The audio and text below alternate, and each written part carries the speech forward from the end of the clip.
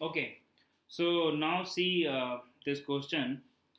In this question, it is given that log of x power 4 plus 16 और base में जो है हमारे पास में है वो 7 अपॉन में है रूट ओवर एक्स प्लस 10।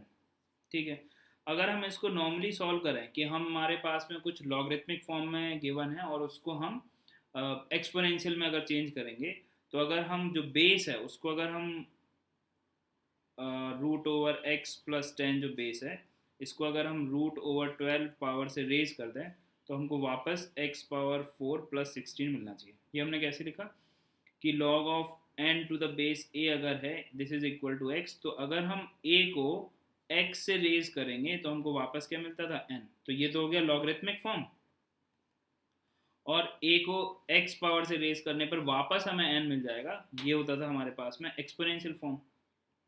तो लॉग के क्वेश्चन को सॉल्व करने के लिए हम एक्सपोनेंशियल फॉर्म को लॉगरिथमिक फॉर्म में और लॉगरिथमिक फॉर्म को एक्सपोनेंशियल फॉर्म में चेंज कर सकते हैं।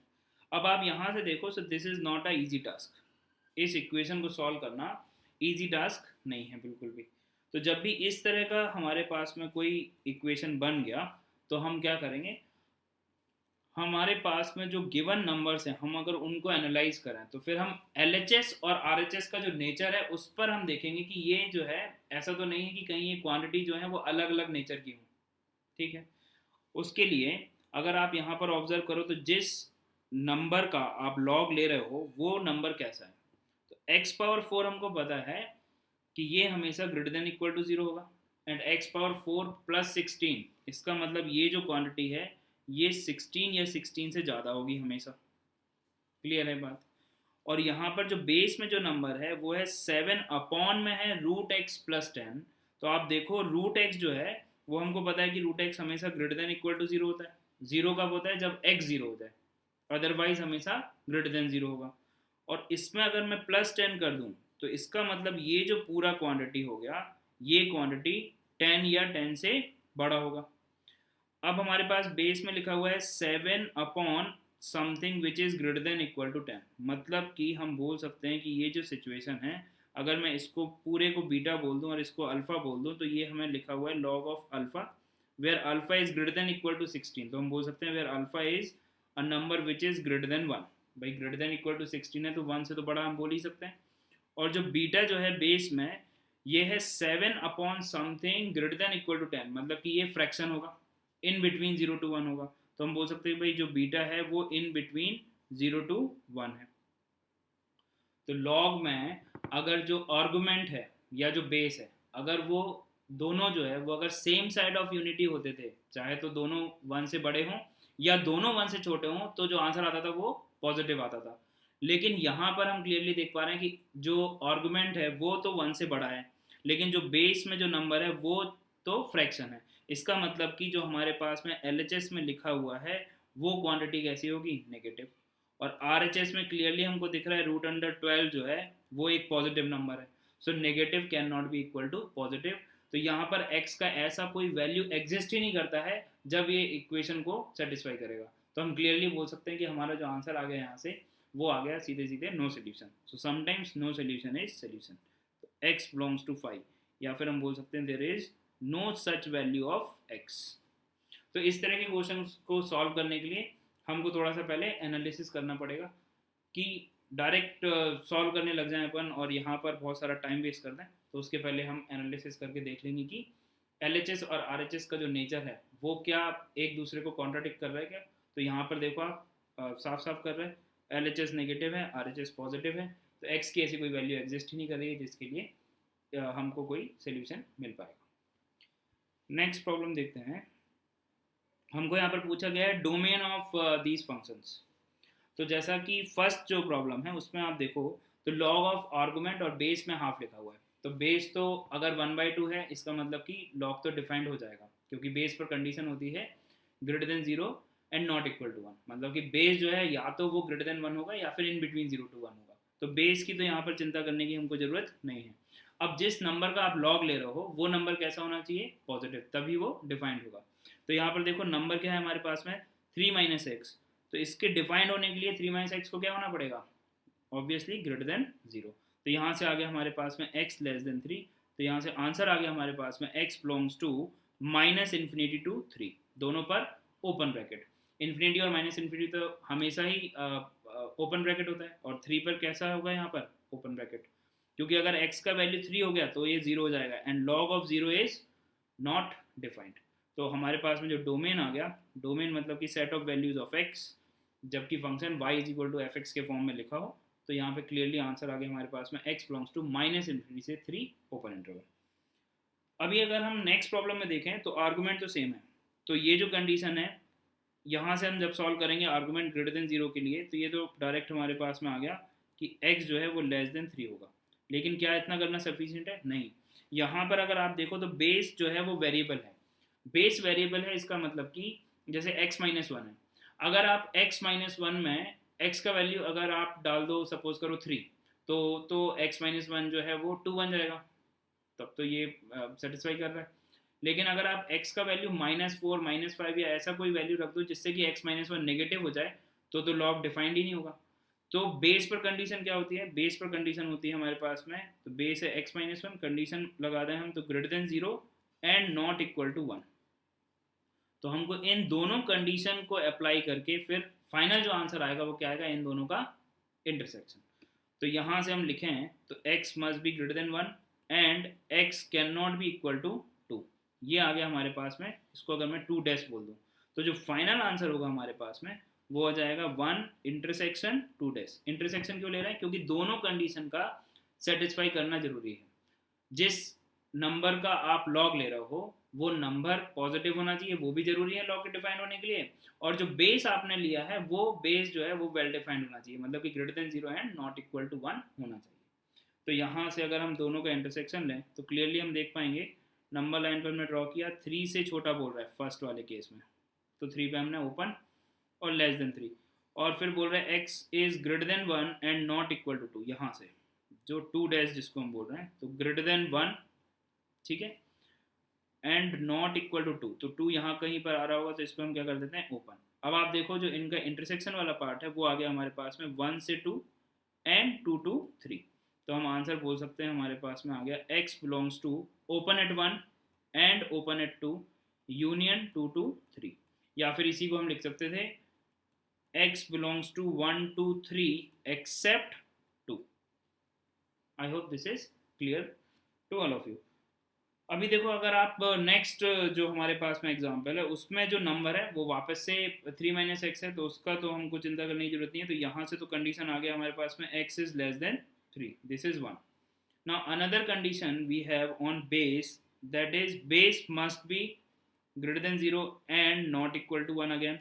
तो एक्स स्क्वायर ग्रेटर देन 0 के लिए अगर आप सॉल्व करो तो हमको पता है this is true for all x belongs to r except 0। x का वैल्यू 0 के अलावा कुछ भी होगा तो एक्स स्क्वायर जो है वो हमेशा पॉजिटिव होगा। अब एक्स स्क्वायर 1 के बराबर नहीं होना चाहिए, एक्स स्क्वायर 1 के बराबर नहीं होना चाहिए, इसका मतलब कि x can not be equal to +1 as well as -1, तो हमारे पास में ये आ गया सेकंड। तो अगर हम दोनों का इंटरसेक्शन लेंगे यहाँ पर तो 1 इंटरसेक्शन 2 से हमको आंसर मिल जाएगा, that is x belongs to -infinity से 3 है, और इसमें से हमको क्या क्या हटाना पड़ेगा? इसमें से हमको हटाना पड़ेगा 0 -1 एंड +1, तो ये हमारे पास में आंसर आ गया x बिलोंग्स टू -इन्फिनिटी से 3 एक्सेप्ट 3 वैल्यूज हमको हटानी पड़ेगी, क्योंकि 0 होने पर एक्स स्क्वायर डिफाइन नहीं होगा, -1 होने पर भी एक्स स्क्वायर 1 हो जाएगा, क्योंकि एक्स स्क्वायर क्यों नहीं डिफाइंड होगा? क्योंकि एक्स स्क्वायर बेस में है। जब हम एक्स का वैल्यू 0 रखेंगे तो एक्स स्क्वायर 0 हो जाएगा, उस वजह से यहाँ पर लॉ ऑफ डिफाइंड नहीं हो पाएगा। तो इन तीनों वैल्यूज को हमको अपने फाइनल आंसर में से, जो यहाँ पर जो आंसर आ रहा है उसमें से माइनस करना पड़ेगा, तब जाके हमको फाइनल आंसर मिलेगा। ठीक, now in the fourth one अगर आप देखो तो F X is equal to आपके पास में लिखा हुआ है 1/e⁻x-1। इसको अगर हम यहाँ पर सॉल्व करें तो हम बोल सकते हैं कि जो डिनोमिनेटर है वो कैसा होना चाहिए भाई। डोमेन को डिफाइन करते समय जब हमने कुछ रूल्स लिखे थे तो वहाँ पर हमने देखा था क्लियरली कि denominator can not be equal to 0। इसका मतलब हो गया कि e⁻x can not be equal to 1, e⁻x can not be equal to 1, इसका मतलब हो गया e⁻x can not be equal to e⁻0। Base same है, पावर जब आप कंपेयर करोगे तो x यहाँ से आ जाएगा नॉट इक्वल टू 0। तो यहाँ पर जो डोमेन आ गया वो आ गया हमारे पास में x belongs to R, x की सारी वैल्यूज के लिए ये सही है एक्सेप्ट 0। तो फोर्थ का जो आंसर आ गया वो आ गया हमारे पास में x belongs to R except 0। I hope this is clear. Now in the last one, fx is equal to 1 upon log of x to the base e.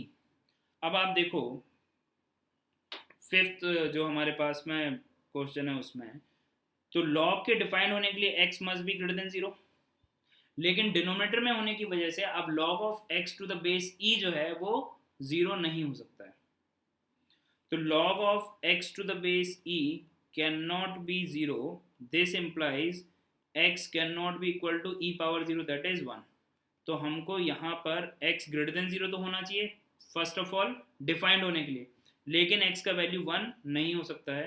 तो अगर हम इन दोनों कंडीशन को ध्यान में रखते हुए आंसर लिखें तो दोनों का इंटरसेक्शन लेने पर जो आंसर आएगा वो आ जाएगा हमारे पास में x belongs to 0 to infinity except 1, या फिर इसको हम लिख सकते थे x बिलोंग्स टू 0 से 1 लिखते, फिर यूनियन 1 टू इन्फिनिटी लिख देते।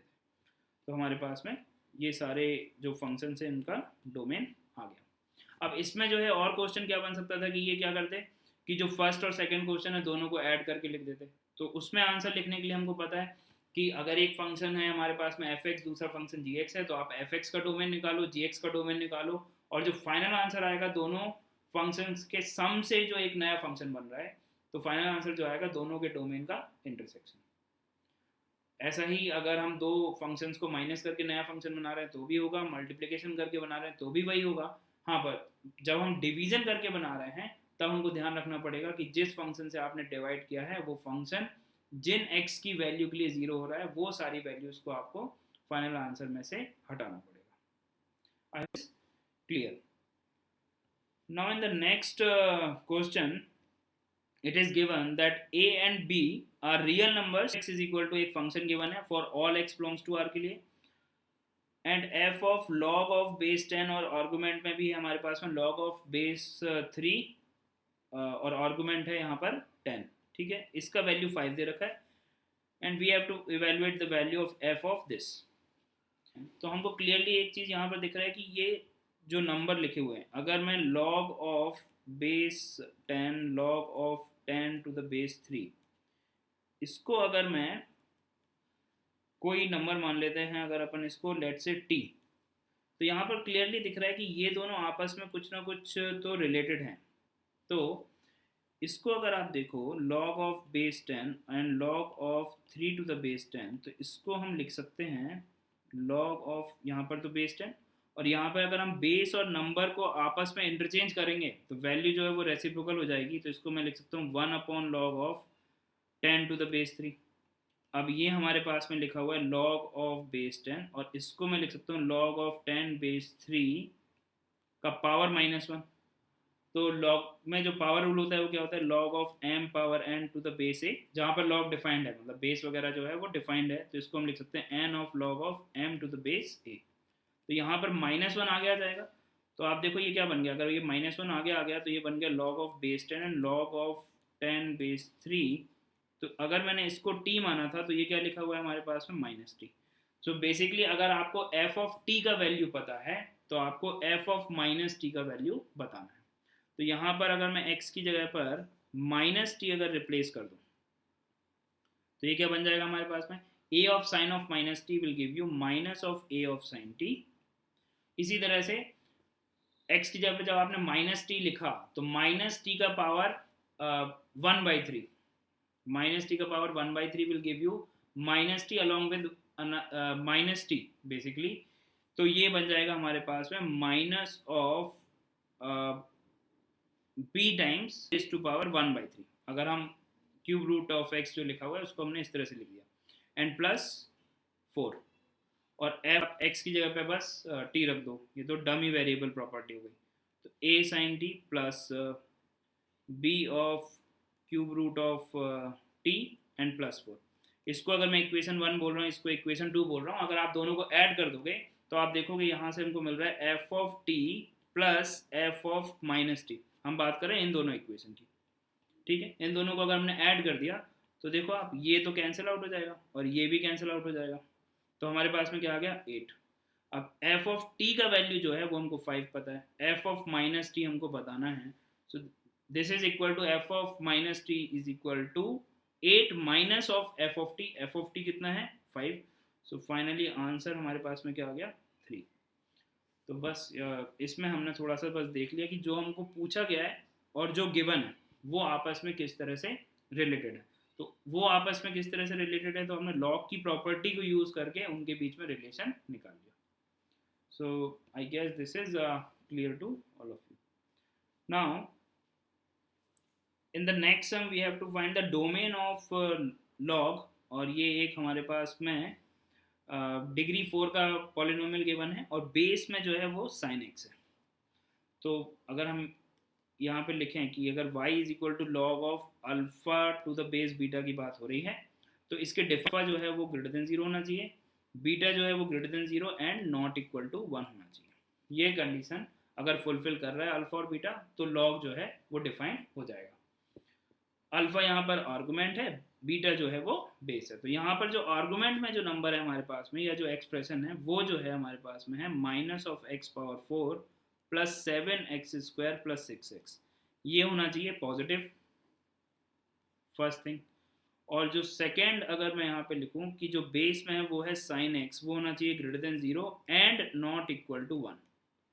ये दोनों कंडीशन फुलफिल अगर हो रही हैं जिन भी set of values of x के लिए, तो वो हमारे पास में डोमेन हो जाएगा। अगर हम इस फर्स्ट वाली जो इनइक्वालिटी है उसको अगर हम सॉल्व करें तो आप देखो यहाँ पर क्लियरली हमको दिख रहा है कि माइनस ऑफ एक्स जो है वो कॉमन आ जाएगा। तो माइनस एक्स अगर हमने कॉमन लिया तो हमारे पास में क्या बच गया x cube minus of 7x and minus of 6 greater than 0। अब इस इनइक्वालिटी को हम सॉल्व कर रहे हैं तो अगर हम माइनस से एक बार मल्टीप्लाई करेंगे तो ये बन जाएगा x cube minus x minus of 6, और इनइक्वालिटी का साइन जो है वो रिवर्स हो जाएगा, जिसको हम क्या बोलते हैं, ये जो चौंच है वो चेंज हो गई। ठीक है, तो अगर हम इसके फैक्टर करेंगे तो आप देखो x cube minus 7x minus 6, तो ये एक क्यूबिक है। इसके फैक्टर करने के लिए हम क्या करते थे, हिट एंड ट्रायल। ठीक है, तो यहाँ पर अगर हम x की जगह पर 1 पुट करेंगे तो देखो क्या आ रहा है हमारे पास में 1 माइनस 7 माइनस 6, ये तो सेटिस्फाई नहीं कर रहा है। x की जगह पे अगर हम माइनस 1 पुट करेंगे तो आप देखो क्या आ जाएगा -1, और ये बन जाएगा +7 एंड -6, तो ये तो आ गया 0। तो x की जगह पे -1 पुट करने से ये 0 आ रहा है, मतलब कि एक फैक्टर आ गया हमारे पास में x+1। इसी तरह से अगर हम इसमें x की जगह पर -2 पुट कर दें तो देखो x की जगह पे -2 जब आप पुट करोगे तो ये वैल्यू क्या देगा, ये वैल्यू देगा आपको -8 प्लस 14 -6। तो अगेन -14 प्लस 14 नलीफाई हो गया और वो आ गया हमारे पास में 0, मतलब कि x+2 जो है वो भी एक और फैक्टर आ गया। और x की जगह पे अगर हम यहाँ पर देखें 3 पुट कर देंगे तो वो भी हमारे पास में एक फैक्टर दे देगा हमको x-3। आप 3 पुट करोगे तो 27 -21 और -6, सो वो भी कितना हो गया 0। सो लेस देन 0 के लिए सॉल्व करना है। This is very easy. हमने नंबर लाइन पर इनको प्लॉट कर लेना है जो क्रिटिकल पॉइंट्स हैं, 3 0 -1 एंड -2 सब लगा देते हैं क्योंकि यहाँ पर इक्वल टू का साइन नहीं है। ठीक है, then positive negative positive negative positive, alternate में प्लस माइनस साइन हम लिखते जाते हैं। अगर जो फैक्टर्स जो गिवन है उन सब पे अगर ऑड पावर है तो सब पे पावर 1 है। ठीक है, अब हमको लेस देन 0 के लिए देखना है तो हमारे पास में बिलोंग्स टू -2 to -1, एक तो ये वाला इंटरवल आ गया एंड यूनियन 0 से 3 एक ही आ गया। तो इसको अगर मैं तो एक set of values of x तो यहाँ से आ गई हमारे पास में। अगर हम sin x ग्रेटर देन 0 की बात कर रहे हैं नॉट इक्वल टू 1 के लिए, तो आप देखो sin x का अगर हम ग्राफ देखें तो देखो आप यहाँ पर जो set of values of x हैं उतने के लिए ही अगर हम देखें तो ये 0 से 3 तक जा रहा है, तो उसके आगे जाने की तो ज़रूरत ही नहीं है क्योंकि अल्टीमेटली तो हमको इंटरसेक्शन लेना है। तो 0 से पाई ये हो गया, और उसके पहले अगर आप देखो तो ये हो गया -पाई, तो -2 से -1 यहाँ कहीं पर आ जाएगा, और यहाँ पर ये 0 से पाई है। तो आप देखो sin x greater than 0 and not equal to 1, मतलब कि एक तो sin x ग्रेटर देन 0 जो है वो 0 से पाई में है, और 1 के बराबर नहीं होना चाहिए। मतलब कि यहाँ से अगर हम देखें तो आंसर आएगा x बिलोंग्स टू 0 से पाई एंड एक्सेप्ट पाई बाई 2। इस वाले रीजन में ही वो पॉजिटिव वैल्यू दे रहा है। यहाँ से तो ये आ गया, लेकिन हम ऐसा क्यों बोल पा रहे हैं? क्योंकि हमारे पास में एक रेफरेंस है कि जो सेट ए है उससे आगे हमको बनाने की ज़रूरत नहीं है। तो आप देखो, अगर इन दोनों को अगर हम जब हम इन दोनों का इंटरसेक्शन लेंगे, अगर इसको मैं सेट बी बोल दूँ, ठीक है, मैं इस पर ज़्यादा आपको स्ट्रेस इसलिए दे रहा हूँ क्योंकि हमने यहाँ पर कंप्लीट सोल्यूशन नहीं लिखा है। हमने पहले ही देख लिया कि भाई 3 से आगे देखने की ज़रूरत नहीं है, फिर भी हमने पाई तक देख लिया, ठीक है। तो अगर हम यहाँ पर ऑब्जर्व करें या आप यहीं पर ड्रॉ कर दो 0 से 3, तो आप देखो यहाँ पे इंटरसेक्शन लेने में हमको बहुत आसानी होगी। जो इंटरवल है वो 0 से 3 है, और -2 से -1 वाला तो कंसिडरेशन में ही नहीं है, क्योंकि इस इंटरवल में तो जो साइन है वो नेगेटिव है, और हमको तो क्या चाहिए? Sine x greater than 0। तो फाइनल जो आंसर है अगर आप देखो तो क्या आ जाएगा?